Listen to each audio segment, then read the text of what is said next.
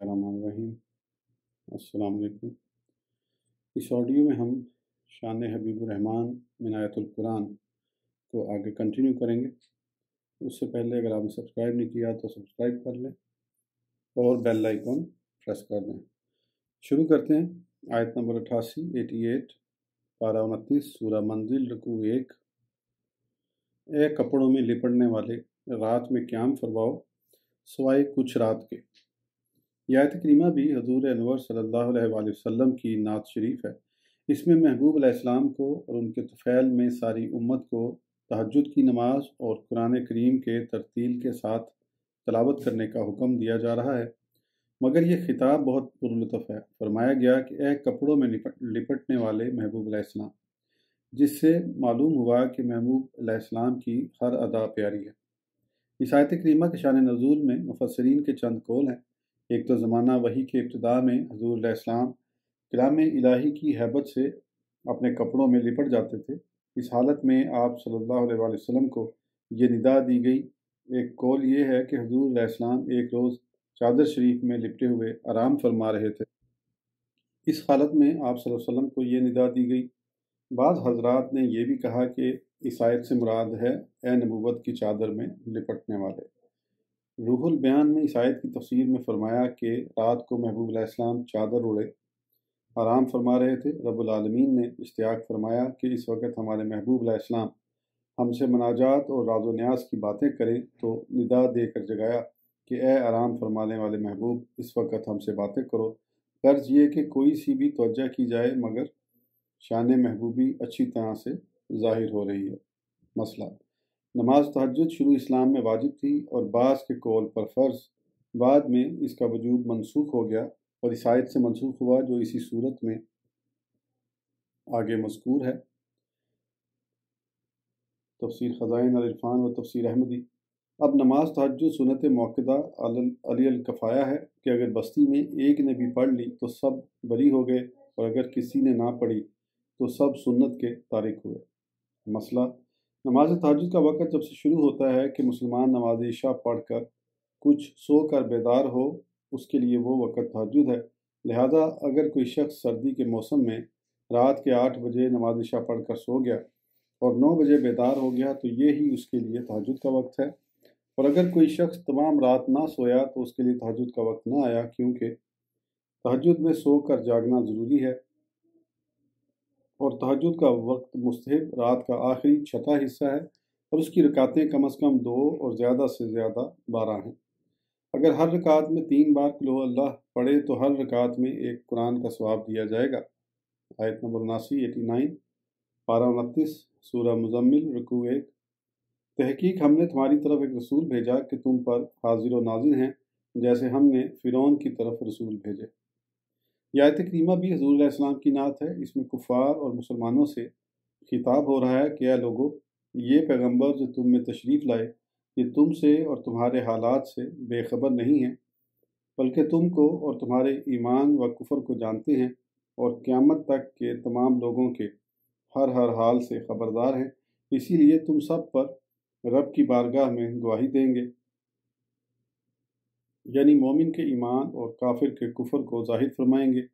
اس سے جہاں حضور علیہ السلام کا علم غیب ثابت ہوا، وہاں ہی آپ صلی اللہ علیہ وسلم کا ہر شخص کے پاس حاضر و ناظر ہونا بھی ثابت ہو گیا، کیونکہ گواہی دیکھی ہوئی ہونی چاہیے۔ اسی لیے جب قیامت میں امت مصطفیٰ علیہ السلام انبیاء کے حق میں گواہی دے گی، تب حضور علیہ السلام اس امت کی گواہی دیں گے۔ اس کی تحقیق چند جگہ ہم اسی کتاب میں کر چکے ہیں، اور حاضر و ناظر کی پوری بحث ہماری کتاب جاء الحق و زہق الباطل میں دیکھو۔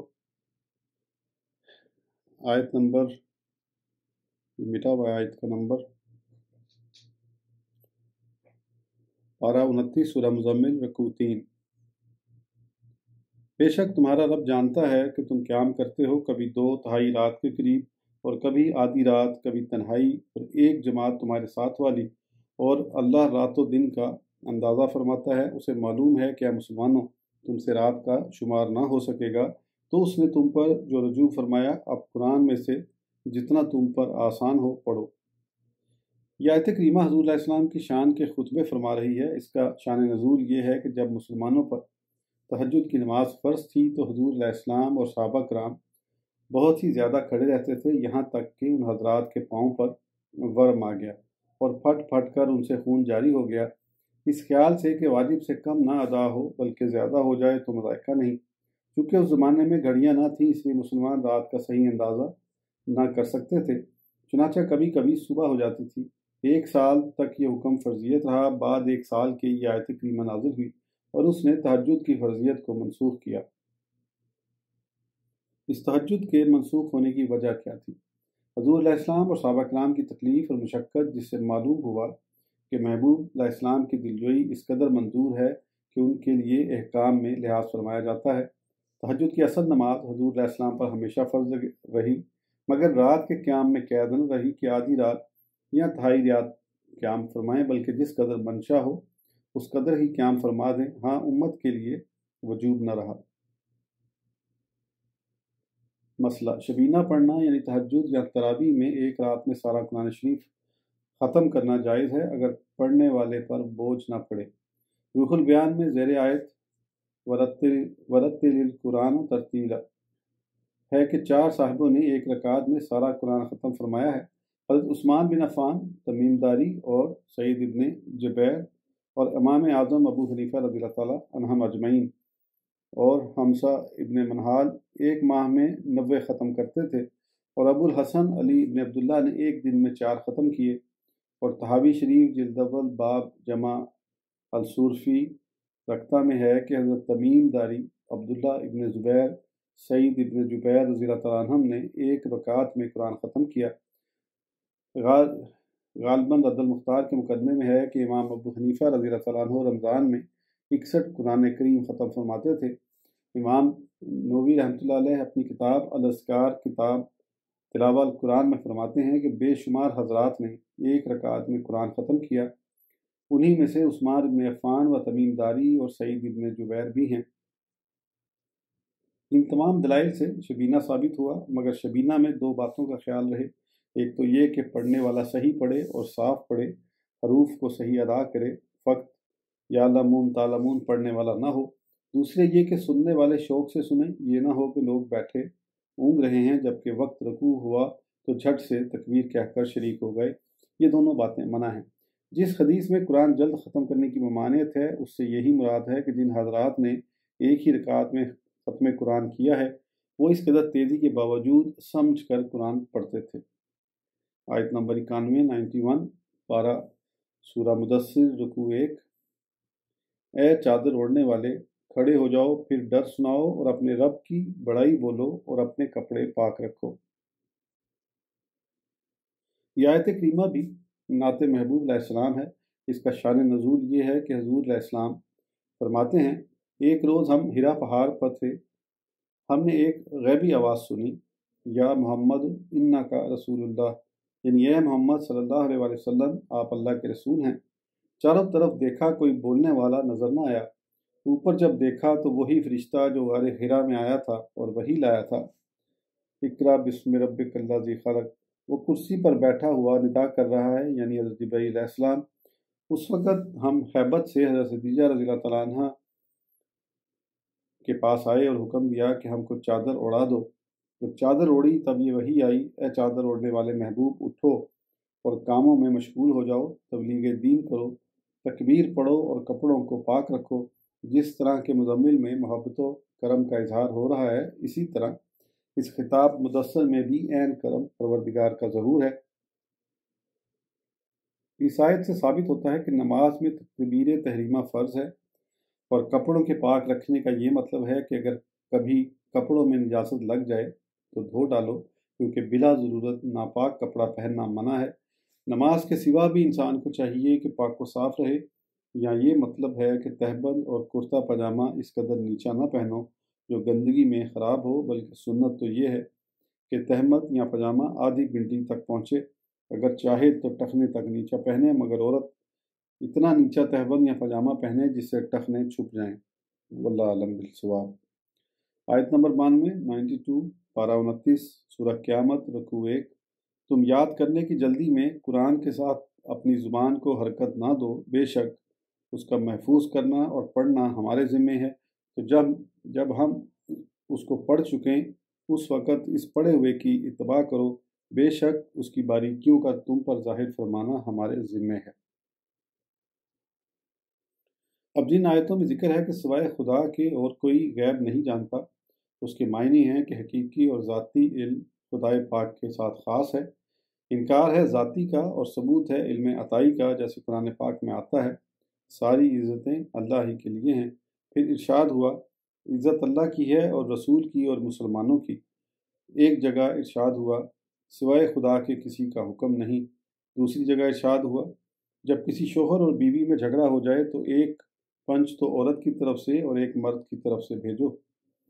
اب ان آیتوں کا یہ ہی مطلب ہے کہ حقیقی عزت اور حقیقی حکومت تو صرف اللہ ہی کی ہے، مگر خدا کے دینے سے مسلمانوں کو عزت بھی ملی اور حکومت بھی۔ اسی طرح علم غیب حضور کو کتنا علم غیب دیا یہ تو دینے والا رب اور لینے والے محبوب ہی جانتے ہیں۔ لوح محفوظ میں سارے ما کانا و ما یکون کا علم ہے، مگر لوح محفوظ میرے آقا کے علم کے دریا کا ایک قطرہ ہے۔ قصیدہ بردہ میں ہے۔ جس قدر روایت سے پتہ لگتا ہے وہ یہ ہے کہ از ازل تا روزہ قیامت ذرہ ذرہ اور قطرہ قطرہ کا علم حضور علیہ السلام کو دیا گیا۔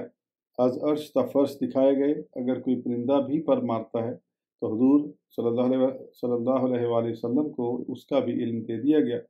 اس کی پوری تحقیق ہماری کتاب جاء الحق و زہق الباطل میں دیکھو، ایسی تحقیق اور جگہ مشکل سے ملے گی۔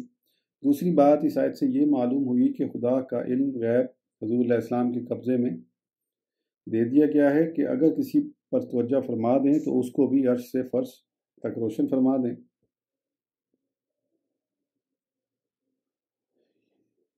یہ تو شامی یہ تو سب لوگ آہستہ آہستہ پڑھیں یا ایک صاحب پڑھیں اور باقی لوگ سنیں۔ آیت نمبر 93 یہ مجھے لگتا ہے پیجز کا سکین کرنے میں کچھ نہیں صحیح چل رہا ہے۔ آیت نمبر 93 پارہ 30 سورہ عبس رکوع 1۔ وہ تر شروع ہو گئے اور انہوں نے منہ پھیر لیا اس پر کہ ان کے پاس ایک نابینا حاضر ہوئے، اور تم کو کیا معلوم شاید کہ وہ ستھرا ہو۔ یہ آیت کریمہ وہ ہے جس کو لوگ کہتے ہیں کہ عتاب کے طور پر نازل فرمائی گئی، لیکن ایمان کی آنکھ سے دیکھا جائے تو اس میں محبوب علیہ السلام کی وہ شان نظر آتی ہے کہ سبحان اللہ۔ سب سے پہلے ضروری ہے کہ اس کا شان نزول معلوم کیا جائے، پھر اس پر غور کیا جائے کہ اس آیت کا مقصد کیا ہے۔ اس آیت کریمہ کا شان نزول یہ ہے کہ سرداران قریش ابو جہل، عتبہ، شیبہ وغیرہ کی خواہش یہ تھی کہ ہمارے واسطے علیحدہ مجلس وعظ حضور علیہ السلام مقرر فرما دیں جس میں کوئی غریب صحابی شریک نہ ہو۔ حضور علیہ السلام نے اس کو منظور فرما لیا اس امید پر کہ ان کی ہدایت ہو جائے، تو اشاعت اسلام ہو ایک مسجد تبلیغ مقرر فرمائی جس میں یہ تمام سرداران قریش جمع تھے اور حضور علیہ السلام واعظ فرما رہے تھے۔ اللہ کی شان کے ایک نابینا صحابی جن کا اسم شریف ہے عبداللہ ابن مکتوم حاضر بارگاہ ہوئے۔ چونکہ یہ نابینا تھے اس لیے دیکھ نہ سکے کہ یہ کیا ہو رہا ہے، اور بلند آواز سے عرض کرنے لگے یا حبیب اللہ صلی اللہ علیہ وسلم، جو کچھ رب نے آپ صلی اللہ علیہ وسلم کو سکھایا ہے مجھ کو بھی سکھائیے۔ اس وقت میں ان کا حاضر ہونا اور واعظ کے درمیان بولنا اور اس طرح آواز دینا حضور اقدس صلی اللہ علیہ وسلم کو کچھ ناگوار گزرا۔ سرداران قریش چلے گئے، حضور علیہ السلام اپنے مکان میں تشریف لے گئے، ان کو کچھ جواب نہ دیا۔ دولت خانے میں جاتے ہی یہ آیت کریمہ اتری جس میں محبوب علیہ السلام سے اس ترش روی کی شکایت کی گئی۔ مگر قرآن پاک کا طریقہ کلام تو دیکھو، یہ نہیں فرماتا کہ آپ نے ترش روی کی، بلکہ فرماتا ہے انہوں نے ترش روی کی، یعنی ہمارے ایک محبوب ہیں صلی اللہ علیہ وسلم، ان کو آج اپنے ایک نیازمند غلام سے کسی قدر ناراضگی ہو گئی۔ اے محبوب علیہ السلام، آپ تبلیغ اسلام میں اس قدر کیوں مشغول ہو جاتے ہیں کہ اگر آپ صلی اللہ علیہ وسلم کی خدمت میں کوئی اپنا غلام آ جائے تو آپ صلی اللہ علیہ وسلم کو تکلیف ہوتی ہے۔ اس کو لوگ سمجھتے ہیں کہ معاذ اللہ یہ رب کی ناراضگی اور عتاب ہے اپنے محبوب علیہ السلام پر، لیکن بڑے غور کی بات یہ ہے کہ ناراضگی ہوتی ہے کسی قصور پر۔ یہاں یہ بتاؤ کہ حضور علیہ السلام سے معاذ اللہ کیا قصور ہوا کہ ناراضگی فرمائی جائے، کیونکہ آپ صلی اللہ علیہ وسلم تو تبلیغ کا کام انجام دے رہے تھے جو آپ صلی اللہ علیہ وسلم کا فرض منصبی تھا۔ کیا فرض ادا کرنے پر ناراضی ہوتی ہے؟ ہرگز نہیں، بلکہ حضرت عبداللہ ابن ام مکتوم سے 3 خطائیں ہوئیں: درمیانے گفتگو میں بولنا، ندا کر کے پکارنا، اور کلام پاک مصطفیٰ علیہ السلام کو बीच में से काटना। अगर ये आयत अताब थी तो हज़रत अब्दुल्ला को अताब होता, ना कि हुज़ूर अलैहिस्सलाम को। शेख अब्दुल हक ने मदारिज अन-नबुव्वत में और मसनवी शरीफ में फरमाया है कि हकीकत में ये अपने महबूब के ग़ुलाम बेनवा की तरफदारी है कि ए महबूब सल्लल्लाहु अलैहि वसल्लम, चूँकि वह आप सल्लल्लाहु अलैहि वसल्लम का न्याज़मंद है, इसलिए हमारी बारगाह में उसकी ख़ताएँ भी माफ़ हैं। इसलिए यहाँ फरमाया गया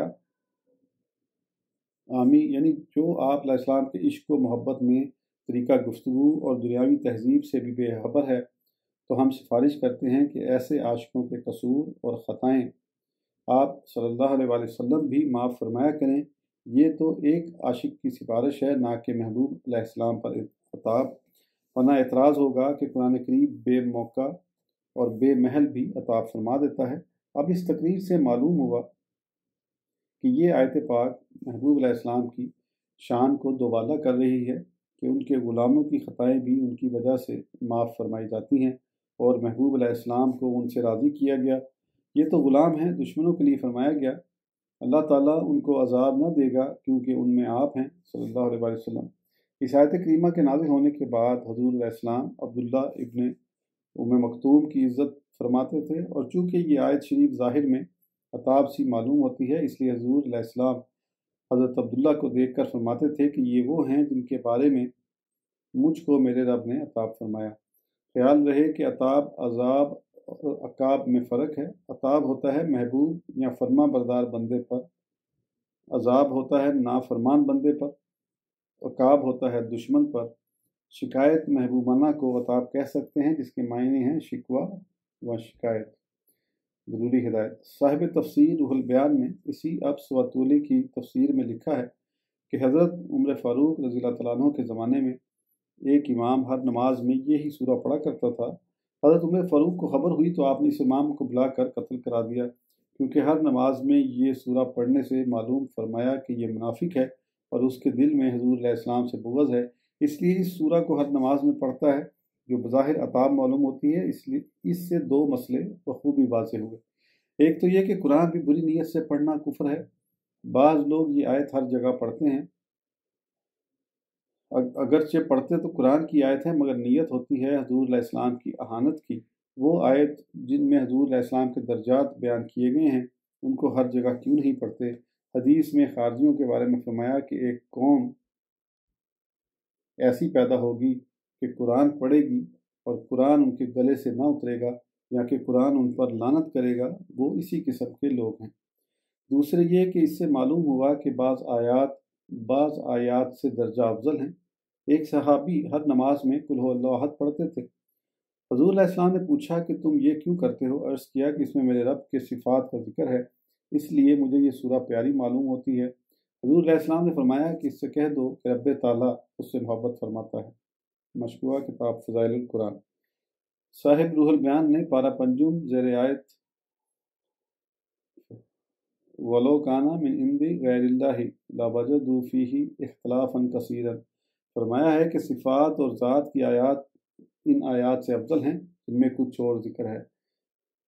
लिहाजा कुल हु अल्लाह तब्बत से अफजल है, क्योंकि कुल हु अल्लाह में तो ज़िक्र भी बेहतर और जिसका ज़िक्र हुआ वो भी आला, मगर तब्बत में ज़िक्र तो बेहतर, मगर जिनका ज़िक्र हुआ यानी अबू लहब वो बेहतर नहीं। तो कुल हु अल्लाह दो वजह से बेहतर है और तब्बत एक वजह से।